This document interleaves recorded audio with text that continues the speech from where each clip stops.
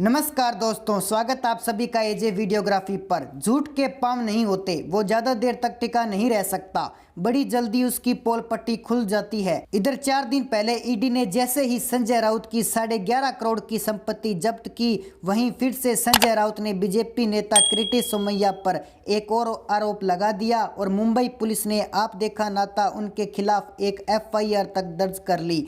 उन्होंने किरीट सोमैया पर विक्रांत को बचाने के लिए जमा किए गए 57 करोड़ की हेराफेरी का आरोप लगाया था। अब आरोप लगाया था तो सबूत भी देने चाहिए थे, लेकिन अभी तक ऐसा कुछ नहीं किया गया।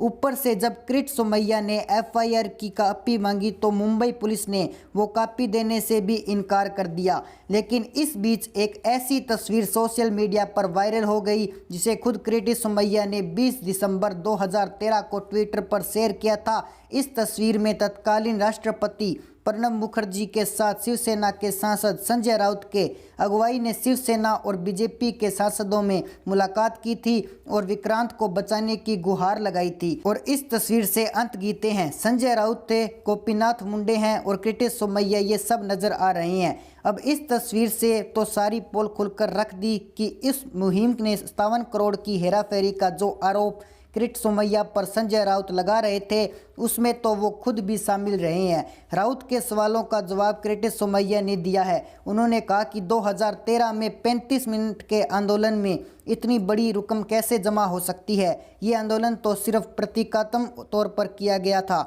सोमैया ने सवाल पूछा है कि कांग्रेस ने भीख मांगो आंदोलन किया था, तो क्या उस दौरान जमा किए गए पैसों को लेकर भी अब कांग्रेस से सवाल किए जाने चाहिए। फिर चलिए मान लेते हैं कि वाकई ही विराट के नाम पर 57 करोड़ का घोटाला हुआ और उस वक्त शिवसेना और बीजेपी दोनों के बीच गठबंधन था, तो उस घोटाले को अकेले किरीट सोमैया अंजाम कैसे दे सकते हैं।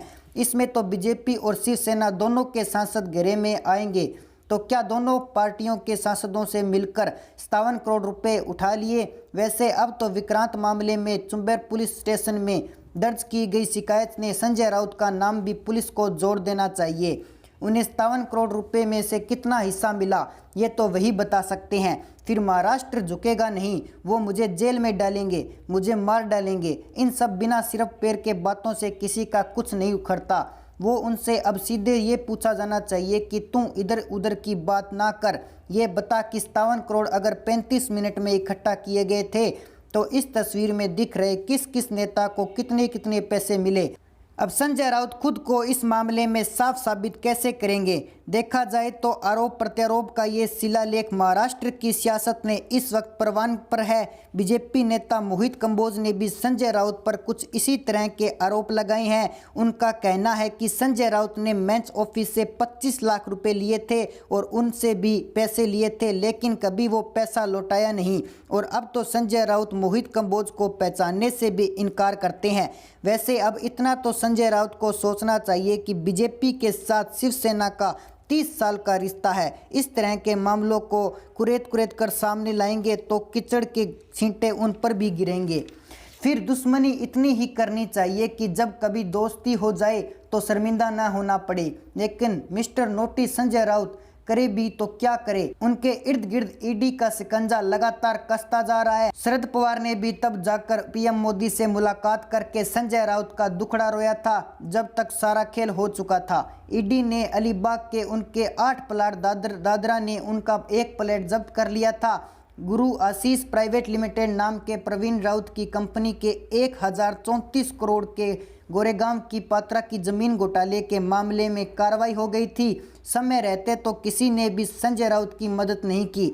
उन्होंने तो हर किसी से गुहार लगाई थी कि यहाँ तक कहा था कि केंद्र सरकार ठाकरे सरकार को गिराने का उन पर दबाव डाल रही है और अगर वो ऐसा नहीं करेंगे तो केंद्रीय जांच एजेंसियों को उनके खिलाफ दुरुपयोग किया जा रहा है। इस दलील के पीछे की वजह साफ थी कि इस मामले में उद्धव ठाकरे और आदित्य ठाकरे भी उनका साथ दें, लेकिन ऐसा कुछ नहीं हुआ। और देखते ही देखते उनकी करोड़ों की संपत्ति ईडी ने सीज कर ली। लेकिन ईडी की नज़र उनकी बाकी संपत्तियों पर भी है। ऐसे में खुद को बचाने के लिए बीजेपी के नेताओं पर आरोप लगाने का अधिकार तो संजय राउत को मिला ही हुआ है। फ्रीडम ऑफ स्पीच का हक है उनके पास। वैसे उन्हें अब लगे हाथ एक और प्रेस कॉन्फ्रेंस करके उन 3.5 लोगों के नाम भी सामने रख देने चाहिए जिन पर उन्होंने करीब 1.5 महीने पहले एक प्रेस कॉन्फ्रेंस के दौरान आरोप लगाए थे। साथ ही सबूत भी जांच एजेंसियों को या फिर मुंबई पुलिस को सौंप देने चाहिए। सिर्फ एक किरीट सोमैया पर आरोप लगाने से संजय राउत की बात नहीं बनेगी। वैसे आरोप लगाने में तो संजय राउत का दूर दूर तक कहीं और मुकाबला नहीं है, लेकिन बस उनकी गाड़ी सबूतों पर आकर अटक जाती है। लेकिन शरद पवार ने भले ही पीएम मोदी के नाम का लॉलीपॉप संजय राउत को पकड़ा दिया हो, मगर उन्हें याद रखना चाहिए कि मोदी सरकार की भ्रष्टाचार के प्रति जीरो टॉलरेंस की नीति है और मुलाकात और सिफारिशों का उस पर कोई असर नहीं पड़ता। तो दोस्तों, ऐसे में आपकी जो भी राय है आप हमारे कमेंट सेक्शन के माध्यम से ज़रूर बताएं। साथ ही वीडियो को लाइक, शेयर एंड सब्सक्राइब जरूर कर दीजिए ताकि हमारे नए नए अपडेट्स आप तक पहुंच सके। जय हिंद, जय भारत।